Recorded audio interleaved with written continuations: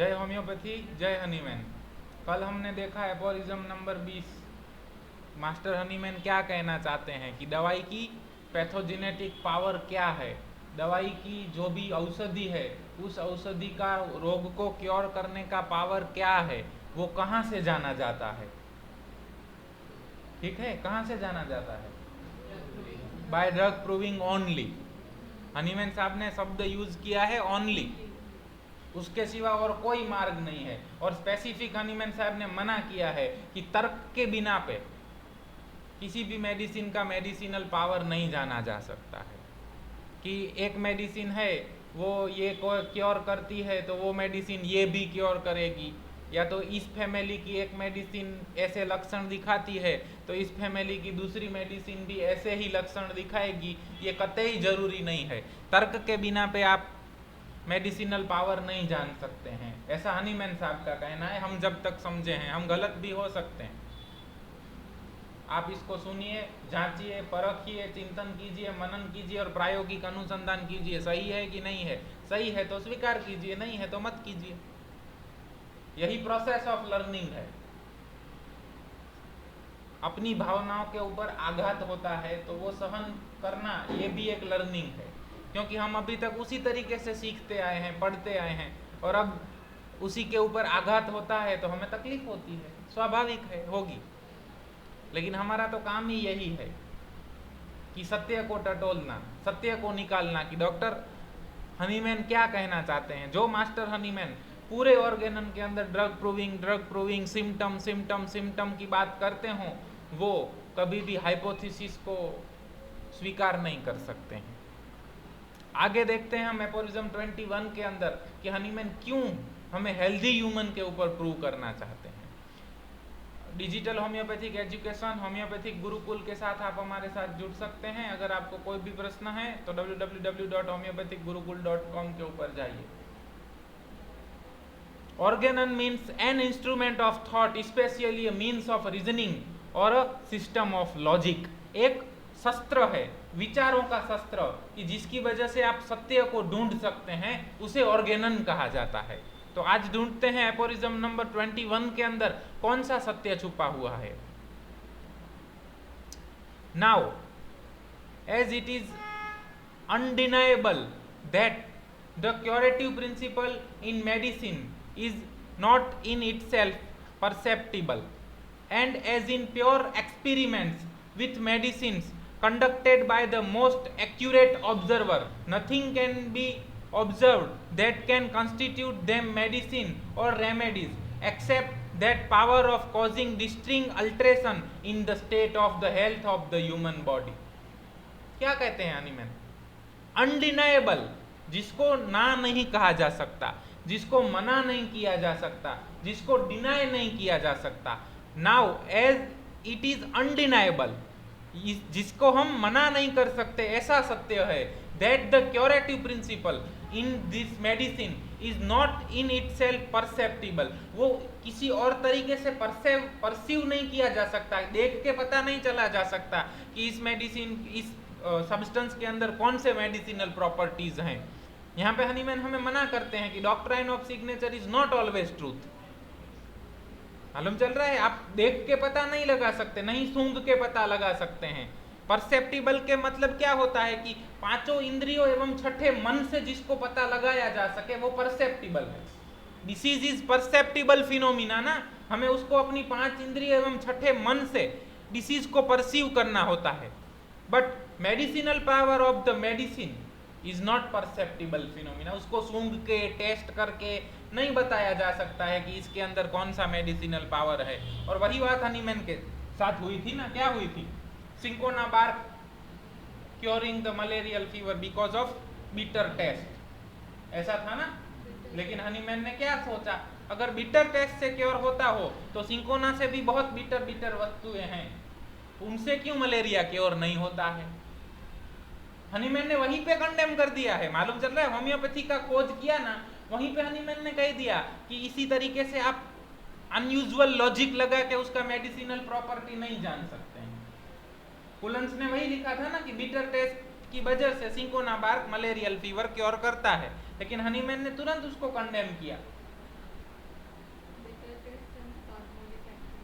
कि bitter test की वजह से अगर वो क्योर करता हो तो करेला तो उससे भी बिटर है, तो करेला can cure the malarial fever, but ऐसा होता है नहीं होता है। फिर हनीमैन ने क्या किया, प्रयोग किया ना, उसने सिंकोना बार्क का जूस पिया और मास्टर हनीमैन सरप्राइज हो गए कि उनको मलेरियल फीवर डेवलप हुआ, और तब जाके मास्टर हनीमैन ने सिद्धांत दिया सिमिलिया सिमिलिबस क्यूरेंसर।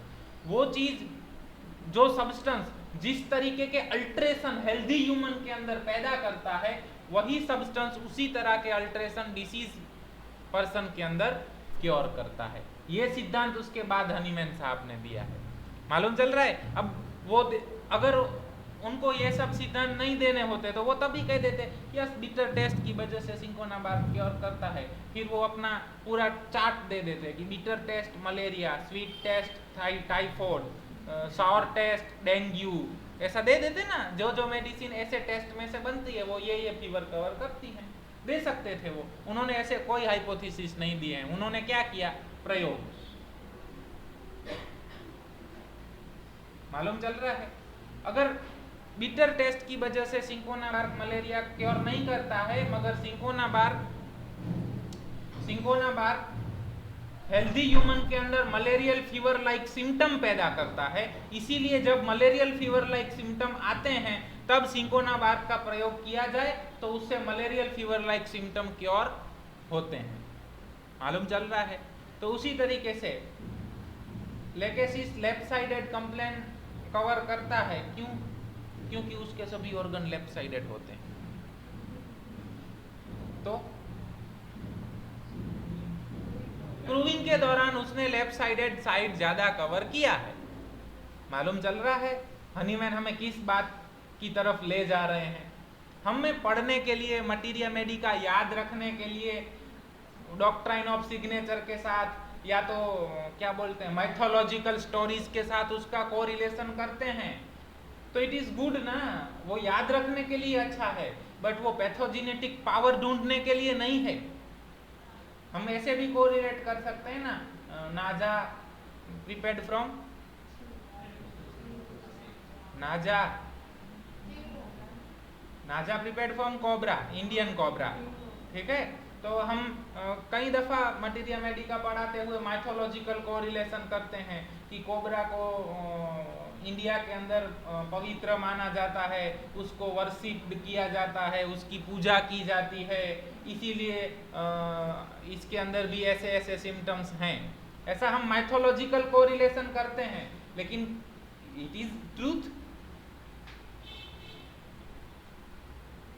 मालूम चल रहा है। हम कोरिलेशन करते हैं कि कोबरा है ना, इसी जब तक उसको कोई अगर उसके रास्ते में ना आए तो वो किसी को डसता नहीं है, वो बहुत प्योर स्नेक है, इसीलिए जो पेशेंट नाजा का होता है अगर उसके रास्ते में कोई नहीं आता है तो वो उसको भी कुछ नहीं करता है। ऐसा हम माइथोलॉजिकल स्टोरीज के साथ कोरिलेट करके पढ़ते हैं, लेकिन इज इट ट्रूथ?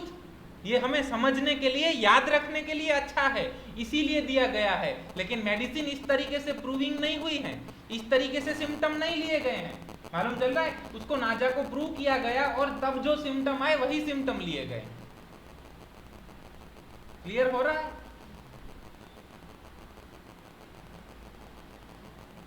अगर इस तरीके से होता तो बुफोराना के अंदर मास्टरबेशन डिस्पोजिशन बहुत अच्छे से दिया हुआ है ना, it is symptom from proving, लेकिन Bufo rana medicine prepared from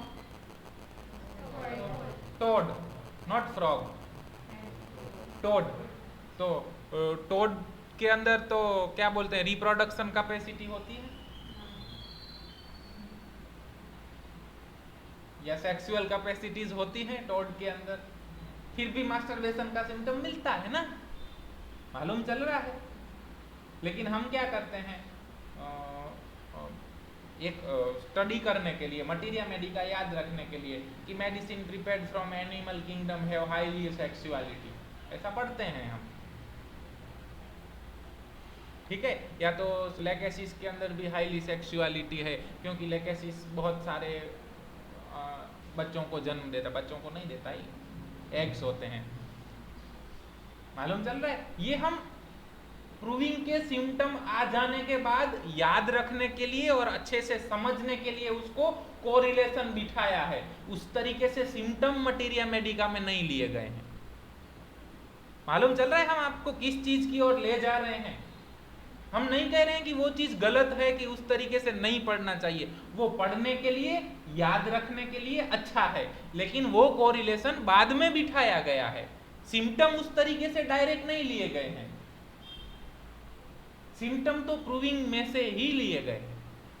so Hahnemann क्या कहते हैं, its medicine is not in itself perceptible, वो परसीव नहीं किया जा सकता है। लॉजिक के बिना पे अपनी 5 इंद्रियों और छठे मन से सिम्टम्स हम नोट नहीं कर सकते हैं। मालूम चल रहा है कि मेडिसिन प्रिपेयर्ड फ्रॉम नाजा, सो सांप कैसा होता है, किंग कोबरा ऐसा ऐसा होता है, तो उसके सिम्टम भी ऐसे ऐसे आने चाहिए।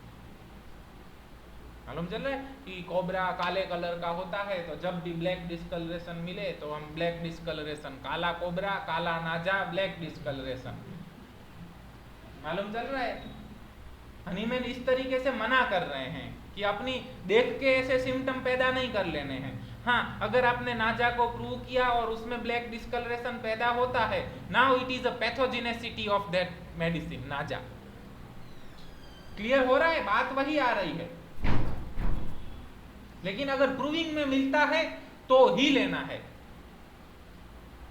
फिर हम ऐसा करते हैं, यस सांप होता है ना, तो सांप के कान नहीं होते हैं, इसीलिए वो सुन नहीं पाता है, so deafness is the key note for Naja. ऐसा नहीं होता। मालूम चल रहा है, अगर हमें क्या हुआ, हमने प्रूविंग किया नाजा का, उसके अंदर डेफनेस मिला, अब हमें उसे याद रखना है तो हम उसको डॉक्ट्राइन ऑफ सिग्नेचर के साथ या माइथोलॉजी के साथ कोरिलेट करते हैं और उसके बाद उस तरीके से याद रखते हैं। मटीरिया मेडिका पढ़ने के लिए, मटीरिया मेडिका याद रखने के लिए इस तरीके का कोरिलेशन अच्छा है, हमें अच्छे से याद रह जाता है, हमें मगअप नहीं करना पड़ता है, रट्टा नहीं लगाना पड़ता है। लेकिन सिम्टम इस तरीके से मटीरिया मेडिका में नहीं आए हुए हैं और हनीमैन मना करते हैं कि इस तरीके से लेने भी नहीं है। क्लियर हुआ? And as in pure experiments with medicine conducted by the most accurate observer. मालूम चल रहा है, इट इज प्योर एक्सपेरिमेंट, वो सिर्फ प्योर एक्सपेरिमेंट ही है। ड्रग प्रूविंग क्या है? एक्सपेरिमेंट है। हनीमैन कहते हैं इस तरीके से हमें परसीव करके सिम्टम का नोट्स बना के मटीरिया मेडिका अपनी पब्लिश नहीं करनी है। हमें क्या करना है? प्योर एक्सपेरिमेंट करना है। उस मेडिसिन को हेल्दी ह्यूमन बीइंग को खिलाना है और जो भी उसमें जो अल्टरेशन आए उन अल्टरेशन को नोट करना है। It is pure experiment with medicine conducted by the most accurate observer. वो फिजिशियन कैसा होना चाहिए? Most accurate observer. Minute minute symptom भी वो नोट कर लेना चाहिए। Nothing can be observe that can constitute them medicine or remedy except that power of causing distinct alteration in the state of health of the human body and particularly in that of the healthy individual। उनको उस substance है कोई भी, उसको दवाई या औषध कौन बनाता है? वो अल्ट्रेशन जो वो हेल्दी ह्यूमन बीइंग के अंदर पैदा करती है वो। मालूम चल रहा है, आपने किसी को एक सब्सटेंस खिलाया जो हेल्दी ह्यूमन बीइंग है, उसको सब्सटेंस खिलाने के बाद उसे बहुत भय लगने लगा, उसको डायरिया हो गया, स्पेशली उसको मृत्यु का भय लगने लगा, मुझे बहुत डायरिया हो गया है, अब लगता है मैं मर जाऊंगा, और उसको डायरिया ऑफेंसिव होने लगा, साथ में एनस में बर्निंग होने लगी, और स्पेशली दोपहर को और रात को डायरिया बहुत बढ़ जाता है। ऐसे सिम्टम आपको मिले, उस सब्सटेंस का नाम क्या हो सकता है? आर्सेनिक। ठीक है, अब आपने ये सब सिम्टम नोट किए, फिर आप बहुत एक्यूरेट ऑब्जर्विंग फिजिशियन है, आपने नोट किया कि वो बेड के अंदर बहुत थका हुआ है, फिर भी कंटिन्यूअस मूवमेंट कर रहा है, एक तरीके से सो नहीं पा रहा है, सो आपने रेस्टलेसनेस लिया, कंटिन्यूअस चेंजिंग ऑफ पोजीशन, ये सब नोट किया। अब आपके पास 10-12 सिम्टम का एक जत्था बना, आर्सेनिक हेडिंग के नीचे ये 12 सिम्टम लिखे हुए हैं। अब आपके पास ये कोई मरीज आता है, वो बोलता है डॉक्टर साहब कल पता नहीं ब्रेड खा लिया था, उसके बाद मुझे बहुत डायरिया वॉमिटिंग हो गया है, बर्निंग हो रहा है, और मुझे पता नहीं ऐसा लग रहा है कि मैं मर जाऊंगा, तो वहां पे कौन सा मेडिसिन देना है? Arsenic alb. क्यों? क्योंकि arsenic alb healthy human being के अंदर जिस तरीके के अल्ट्रेशन पैदा करता है, डायरिया हो जाना, it is alteration in physical general, offensive stool is alteration in physical general, ठीक है, burning at anus is alteration in physical particular, abnormal sensation ना, बर्निंग हुआ तो, फियर ऑफ डेथ मतलब abnormal sensation at mental level, abnormal function at mental level, वो fear है ना, unusual है। 4 बार डायरिया जाने से कोई मर जाने वाला है, फिर भी उसको ऐसा लगता है कि मैं मर जाऊंगा, जो नॉर्मल नहीं है वो एबनॉर्मल है।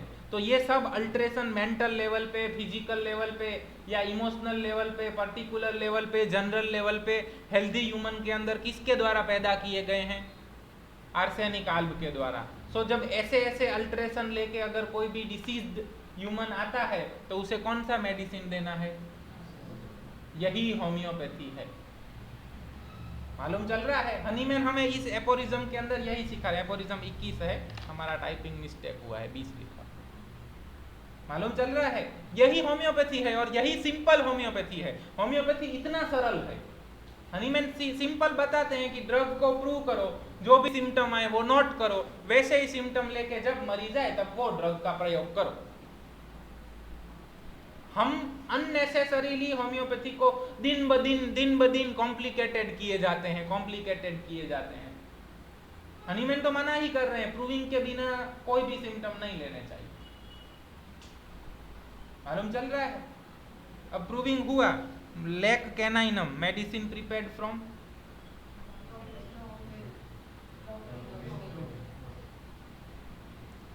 कहां से? डॉग में से, डॉग मिल्क में से।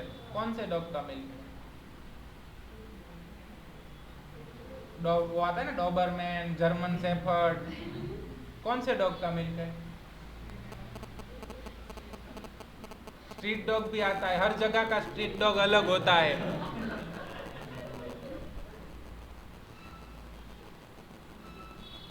और कब का मिल्क है? मतलब डॉग का डिलीवरी हुआ था उसके 1 दिन बाद का, 10 दिन बाद का, 25 दिन बाद का, 75 दिन बाद का। तो क्या सभी डॉग के सभी मिल्क को पोटेंटाइज किया जाएगा तो सेम टाइप के सिम्टम ही पैदा होंगे?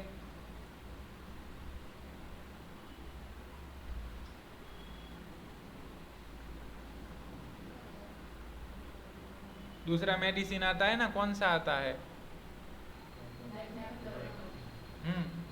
तो वो कौन सी गाय है? देसी गाय, गिर गाय, कांकरेज गाय, डांगी गाय, सांता गर्टुडीज, जर्सी। सांता गर्टुडीज आता है, हाँ, संकर गाय है वो, जर्सी। हाँ, तो किस गाय के दूध को पोटेंटाइज करके लेक डेफ्लोरेटम बनाया जाता है? और उसके बाद वो सिम्टोमेटोलॉजी आती है। मालूम चल रहा है हम आपको ये सवाल क्यों पूछ रहे हैं?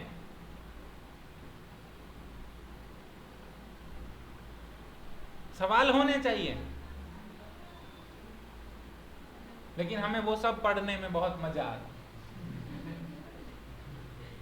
अगर हनीमैन ने कोई ऐसा ही दे देना होता कि वो जो डॉग में से बनता दवाई डॉग जैसा होगा, गाय में से बनता दवाई गाय जैसा होगा, तो यहाँ पे हनीमैन ना लिखते इट इज प्योर एक्सपेरिमेंट।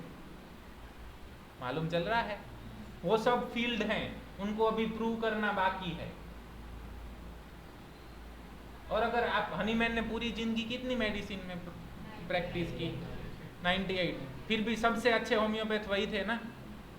तो नंबर ऑफ मेडिसिन कोई मैटर नहीं करता है, एप्लीकेशन ऑफ प्रिंसिपल मैटर करता है।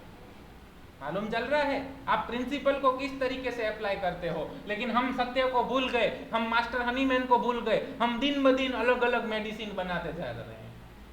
क्या जरूरत है? प्रिंसिपल को अप्लाई कीजिए। जिस जगह पे जो प्लांट ग्रो होते हैं उस जगह के डिसीज के लिए वो प्लांट अच्छे हैं। ये आयुर्वेद का सिद्धांत है, बियॉन्ड होम्योपैथी। मालूम चल रहा है? हनीमैन साहब ने जर्मनी के अंदर प्रैक्टिस किया, वहां पे जो प्लांट्स थे, वहां पे जो एनिमल्स थे, उनको उन्होंने प्रूव किया। और उसके मुताबिक उन्होंने मटीरिया मेडिका दिया। हम क्या कर रहे हैं, दिन ब दिन मटीरिया मेडिका को बढ़ाते जा रहे हैं, बढ़ाते जाते रहे हैं, अननेसेसरी इंफॉर्मेशन लोड किए जा रहे हैं। लेकिन सिद्धांतों का क्या, व्हाट अबाउट प्रिंसिपल? हनीमैन ने पूरी जिंदगी प्रिंसिपल के ऊपर काम किया है, 98 मेडिसिन के अंदर काम किया, फिर भी सबसे अच्छे होम्योपैथ थे ना, सबसे ज्यादा क्योर उन्होंने दिया। आगे जाके ऐसा आ सकता है ना, lac caninum Doberman, lac caninum German shepherd, lac caninum street dog, ऐसा आ सकता है ना? नहीं आ सकता है। हम क्यों अननेसेसरीली सब चीजों को कॉम्प्लिकेटेड किए जा रहे हैं? दिक्कत हमें तब होती है जब हम सल्फर प्रिस्क्राइब नहीं कर पाते हैं और हम बातें रेयर मेडिसिन प्रिस्क्रिप्शन करने की करते हैं। हमसे एक कफ ट्रीट नहीं हो पाता है और हम कैंसर की बातें करने लग जाते हैं। मालूम चल रहा है?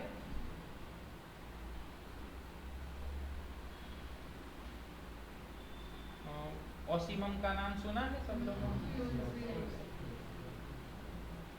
2 ओसिमम आती है ना शायद, सैंक्रम और दूसरी,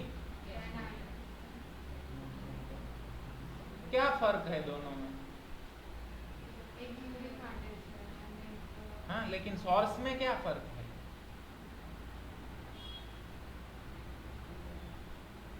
होमवर्क है, पता कीजिए।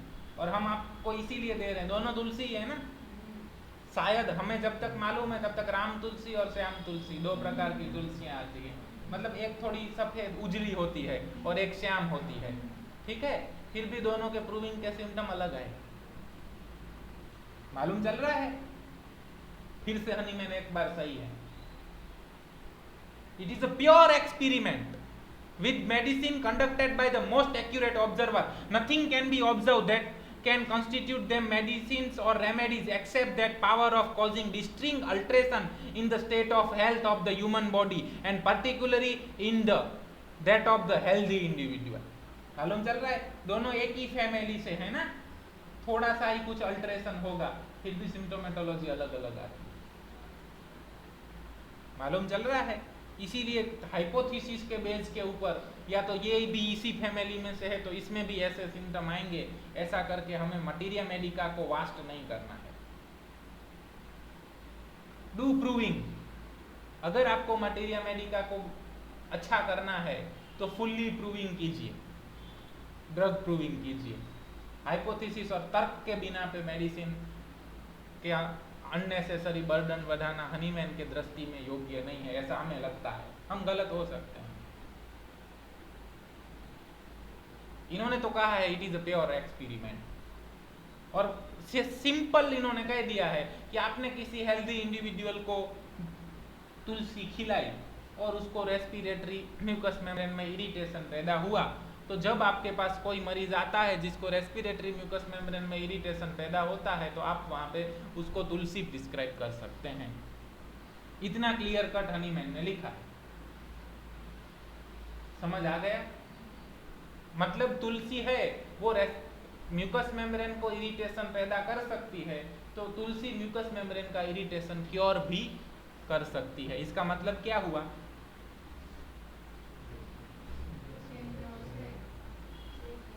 जो सब्सटेंस जो अल्टरेशन पैदा करता है वही सब्सटेंस वही अल्टरेशन क्योर भी करता है। सो आपको किसी सब्सटेंस की क्योरिंग पावर जाननी है तो आपको क्या करना पड़ेगा? आपको उसकी डिसीज प्रोड्यूसिंग कैपेसिटी जाननी पड़ेगी। मालूम चल रहा है? आपके पास एक बंदूक है, मालूम है ना सबको। अब उस बंदूक में कितनी गोलियां आ सकती हैं, या तो वो बंदूक आपको कितने दुश्मनों से रक्षण दे सकती है, ये कैसे मालूम चलेगा? अब मेरे को जाना है, think I am James bond, ठीक है, मेरे को दुश्मनों के खेमे के अंदर जाना है और मेरे पास एक बंदूक है, मेरा को है कि तकरीबन 40 से 50 लोग हो सकते हैं। अब ये बंदूक मेरे को उन 40-50 लोगों से रक्षण दे पाएगी कि नहीं दे पाएगी, ये मुझे कैसे मालूम चलेगा?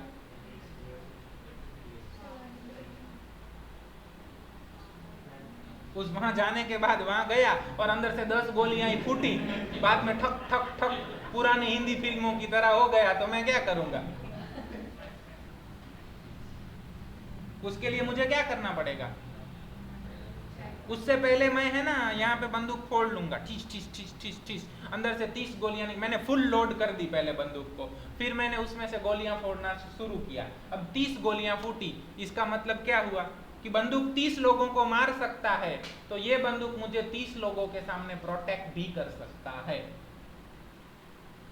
मालूम चला?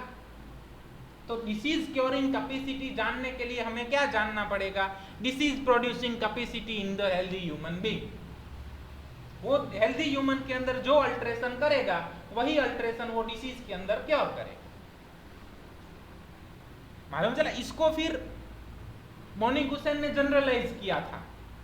बोनी-गुसेन ने जो ग्रांड जनरलाइजेशन दिया था वो यहां से दिया था कि हम किसी सब्सटेंस को फुल्ली पैथोलॉजिकल चेंजेस तक प्रूव नहीं करते हैं और हमारी सभी मेडिसिन फुल्ली प्रूव्ड भी नहीं हुई है। तो बोनी-गुसेन ने क्या कहा कि मैंने 10 लोगों को तुलसी खिलाया तो 10 लोगों को रेस्पिरेटरी म्यूकस मेम्ब्रेन में इरिटेशन हुआ, लेकिन 5000 लोगों में से एक बंदा ऐसा भी होता है कि जिसको तुलसी खाने के बाद यूरिनरी म्यूकस मेम्ब्रेन के अंदर इरिटेशन होता है, लेकिन मैंने तो 5000 लोगों को खिलाया ही नहीं, वो बंदा मुझे मिला ही नहीं। तो इसका मतलब मुझे ड्रग प्रोड्यूसिंग कैपेसिटी तुलसी की 100% मालूम नहीं है। इसीलिए बोनी-गुसेन ने क्या किया? What is true for part it is true for whole. उसने म्यूकस मेम्ब्रेन को जनरलाइज कर दिया। मालूम चल रहा है कि कहीं पे भी अगर म्यूकस मेम्ब्रेन में इरिटेशन मिलता है तो आप तुलसी प्रिस्क्राइब कर सकते हैं। वो म्यूकस मेम्ब्रेन मुंह की भी हो सकती है, रेस्पिरेटरी ट्रैक्ट की भी, जीआईटी ट्रैक्ट की भी हो सकती है, कहीं पे भी हो सकती है। मालूम चल रहा है? ये बोनी-गुसेन का जनरलाइजेशन इसीलिए था कि मेडिसिन को बहुत ड्रास्टिक एकदम हाई लेवल तक प्रूव नहीं किया गया। शायद ऐसा भी हो सकता है ना कि आप किसी को 10 ग्राम तुलसी खिलाएं तो रेस्पिरेटरी पे इफेक्ट करेगा, 50 ग्राम खिलाएं तो जीआईटी पे भी कर सकता है, लेकिन हमने 50 ग्राम खिला के देखा ही नहीं। मैं एग्जाम्पल दे रहा हूँ, ग्राम पे नहीं होता है होम्योपैथी, आप अच्छे से समझ पाए इसीलिए बोनी-गुसेन ने इस चीज को जनरलाइज किया था। उसका स्फीयर ऑफ एक्शन है, उसका सेंसेशन है, मतलब तुलसी खाने के बाद मुझे गले के अंदर बर्निंग हो रही है। अब मेरे पास कोई बंदा आया जिसको गले के अंदर बर्निंग हो रही है तो मैं उसको तुलसी खिलाऊंगा ना कि वो मेडिसिन जो प्रोड्यूस कर सकती है, मेडिसिन वो क्योर कर सकती है, इस सिद्धांत को। लेकिन अगर उस तुलसी को 10,000 लोगों को खिलाया जाए तो 9,990 लोगों को गले में बर्निंग होगी, लेकिन 10 लोगों को एनस में बर्निंग होगी। लेकिन मैंने तो 10,000 लोगों को खिलाया ही नहीं है, मैंने तो 100 लोगों पे प्रूविंग करके लिख के रख दिया है, तो अब मुझे उसमें तो 10 में से एक भी बंदा नहीं मिला है कि जिसको एनस में बर्निंग हो।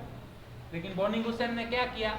What is true for part it is true for whole. उसने बर्निंग को जनरलाइज लिया कि अब आपको एनस में बर्निंग हो तो भी तुलसी प्रिस्क्राइब कर सकते हैं, थ्रोट में बर्निंग हो तो भी, लंग्स में बर्निंग हो तो भी, एब्डोमेन में बर्निंग हो तो भी, कहीं पे भी अगर आपको बर्निंग मिलता है तो आप तुलसी प्रिस्क्राइब कर सकते हैं।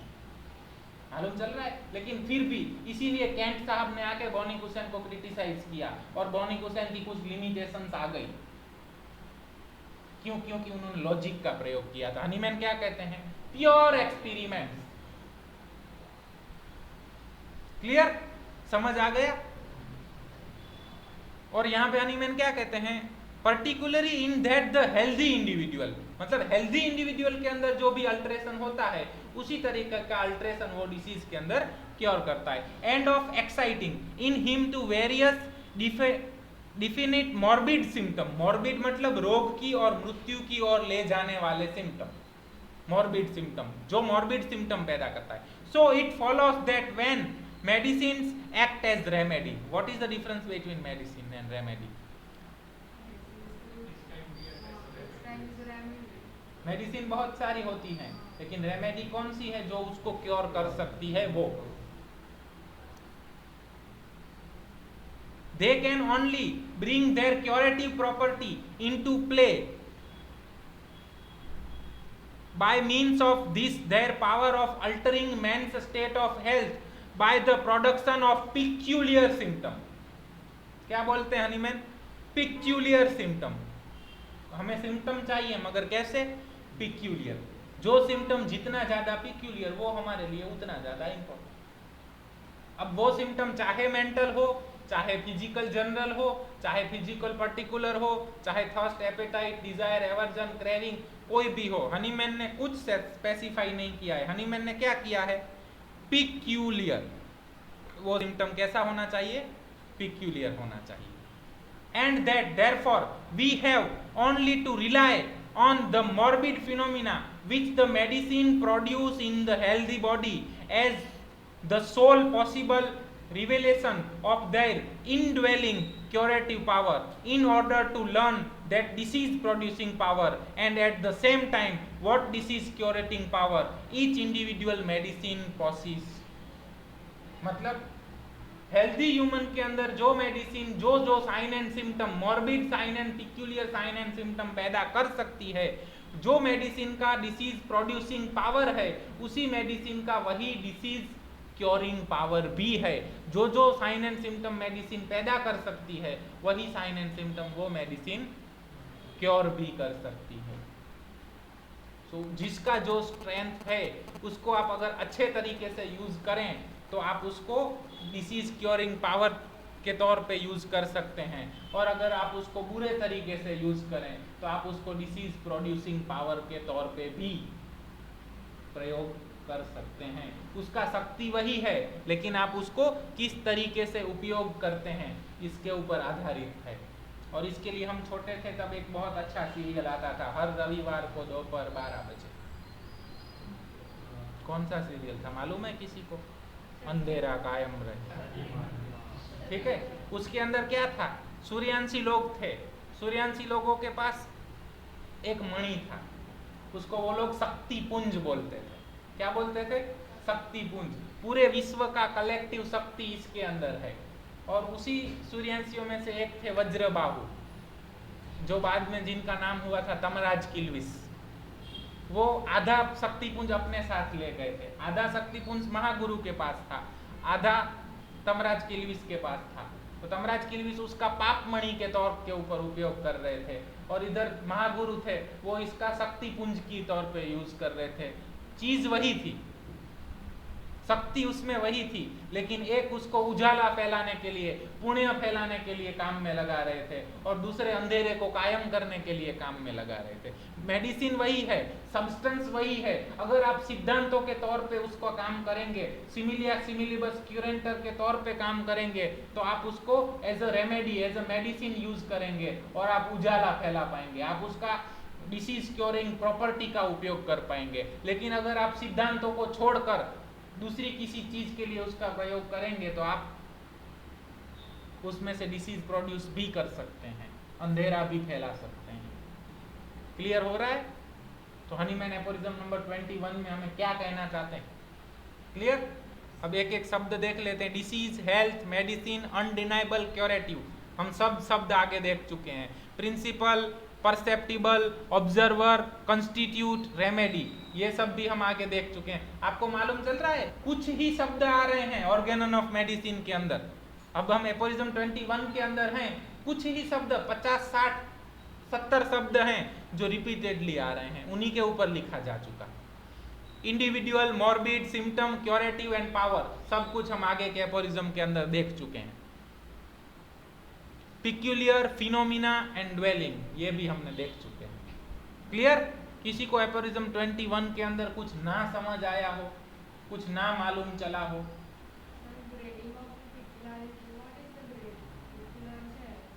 आगे आएगा, अभी एफोरिज्म 21 ही आया है। अभी हमें सिर्फ इतना ही पकड़ना है कि which are the symptoms, which are the alteration. Alteration में कौन से कॉमन है, कौन से अनकॉमन है, मालूम चल रहा है? जब एक से ज्यादा पिक्यूलियर मिलेंगे तब हमें उसमें ग्रेडिंग करना है, वो बाद में आएगा। हनीमैन क्या कहते हैं? पिक्यूलियर पकड़िए, पहले हमें वो तो सीखना है। इसके लिए आगे के एफोरिज्म में आ गए हैं कौन से सिम्टम पकड़ने हैं, जो पहले नहीं थे और अब हैं, वो अल्टरेड हैं, वो सब हमें पकड़ने हैं। मुझे पहले नहीं था, पहले मुझे पानी की प्यास बहुत ज्यादा लगती थी, जब से बुखार आया है तब से नहीं लग रही है, मतलब इट इज अल्टरेशन। तो ये सिम्टम है। मुझे पहले इतनी ठंड नहीं लग रही थी, 2 दिन से मुझे बहुत ठंड लग रही है। अल्ट्रेशन ना सिम्टम है। मुझे पहले ओढ़ने को नहीं चाहिए था, अभी मैं हर रोज ओढ़ के सोता हूँ। अल्ट्रेशन है ना। मुझे पहले मिठाई नहीं खानी मांगती थी, अभी मैं 2 दिन से रोज 2-2 पेड़ा खा जाता हूँ। अल्ट्रेशन है। मुझे पहले मिठाई बहुत पसंद थी, जब से बुखार आया ना मैं देखता हूँ तो भी मुझे वॉमिट हो जाती है। अल्ट्रेशन है ना। मालूम चल रहा है। ये सब हमारे लिए सिम्टम्स हैं और इन सब को हमें लेना है। यही डिसीज हैं। जो भी अल्टर्ड सिम्टम हैं वो सब डिसीज हैं। हनीमैन का हमने आगे एपोरिज्म 9, 10, 11, 12, 13, 14 में यही बातें की हैं। हनीमैन के मतलब में डिसीज मतलब डायबिटीज या डिसीज मतलब ट्यूबरकुलोसिस या डिसीज मतलब कार्सिनोमा नहीं होता है। हनीमैन की नजरिए में डिसीज मतलब there is collection of abnormal sign and symptom. So फिर से वो व्याख्यान देखिए, क्लियर कीजिए। क्लियर। जय होम्योपैथी, जय हनीमैन। एक पढ़ा लिखा दिमाग हमेशा जवाब से ज्यादा सवाल करता है। तो सवाल कीजिए, lac caninum Doberman, lac caninum street dog. हमें तो ऐसे सवाल होते हैं, मालूम चल रहा है। उसमें अल्ट्रेशन पॉसिबल है ना। अब आप और एक मेडिसिन आता है lac humanum, medicine prepared from human milk. कौन सा ह्यूमन का मिल्क?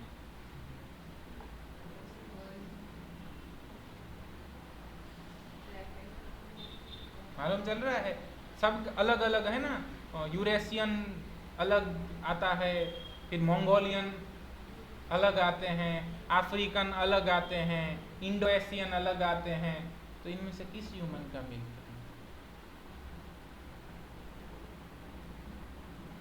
और एक लेडी है जो 16, 17, 18 साल की एज के अंदर माँ बनती हैं, और एक लेडी हैं जो 32, 35 ईयर के एज के अंदर माँ बनती हैं। तो इन दोनों लेग ह्यूमैनम के साइन एंड सिम्टम्स एक ही तरीके के आएंगे। एक लेडी हैं या तो एक वो जो है जहाँ से मिल्क कलेक्ट किया जाता है वो लोअर सोशियो इकोनॉमिकल क्लास से हैं, एक हायर से हैं, थिंकिंग प्रोसेस अलग अलग है, तो वो क्या इफेक्ट नहीं करेगा? हम तो ऐसा कहते हैं कि मदर का जो भी थॉट प्रोसेस ड्यूरिंग प्रेगनेंसी होता है और ड्यूरिंग लैक्टेशन होता है वो चाइल्ड के ऊपर बहुत अफेक्ट करता है। तो अगर medicine prepared from human milk लिया जाता है तो उस टाइम उस जिस सोर्स से लिया जाता है उनका जो भी थॉट प्रोसेस होगा, जो भी इमोशन होंगे, वो उनके ऊपर असर नहीं करते होंगे? क्वेश्चन मार्क, हमें नहीं मालूम। हम बात करते हैं हनीमैन के सिद्धांतों की। अब तक हम इतना समझे हैं, सिमिलिया सिमिलिबस क्यूरेंचल, शायद 25 मेडिसिन क्यों ना आती हो आपको, लेकिन सिद्धांतों से प्रयोग कीजिए, अच्छी होम्योपैथी कर पाएंगे। मालूम चल रहा है। हनीमैन ने अपनी पूरी जिंदगी सिद्धांत सिद्धांत सिद्धांत सिद्धांत पे ही दी है। कहीं पे भी हनीमैन ने मेडिसिन मेडिसिन मेडिसिन मेडिसिन नहीं कहा है। हनीमैन उस जगह पे थे जहाँ पे जर्मनी है, उस जगह पे हनीमैन सल्फर यूज करते थे, लाइकोपोडियम यूज करते थे, इस तरीके की मेडिसिन जो वहाँ पे ग्रो होती थी। आप ऐसी कंट्री में हैं जो देवभूमि है, जहाँ पे हल्दी होती है, टर्मरिक पाउडर, ठीक है, जहाँ पे अरडूसी होती है, जहाँ पे तुलसी होती है, तो आप इन मेडिसिन का प्रयोग भी कर सकते। मालूम चल रहा है। जिस जगह पे जो पैदा होता है उस जगह पे वो अच्छे से क्योर दे पाता है, ऐसा हमने आयुर्वेद से समझा। और यही बात है, यथा पिंडे तथा ब्रह्मांडे। जिस जगह पे जो पैदा होगा उसी जगह पे वो काम आएगा। जो मेडिसिन जो साइन एंड सिम्टम प्रोड्यूस करेंगी वही मेडिसिन वही साइन एंड सिम्टम को क्योर भी करेंगी। जहाँ पे प्रॉब्लम पैदा होती है वहाँ पे ही उसका सॉल्यूशन पैदा होता है। अंधेरा और उजाला दोनों आपके भीतर, जहाँ अंधेरा होता है वहाँ उजाला भी होता है। रात होती है तो उसके बाद दिन भी आता है। मालूम चल रहा है। हनीमैन की पूरी जिंदगी सिद्धांत ओरिएंटेड है, तो हमें उसके सिद्धांतों का प्रयोग करना है। बहुत सारे लोगों के भावनाओं के ऊपर घात होगा, हो सकता है, लेकिन हमें तो प्रश्न हुए, हमें समझाइए, कमेंट कीजिए, और ऐसा हो तो मेल भी कर सकते हैं। गुरुकुल होम्योपैथी के ऊपर जाके हमें सीधा मैसेज भी कर सकते हैं। हमारे सवालों के जवाब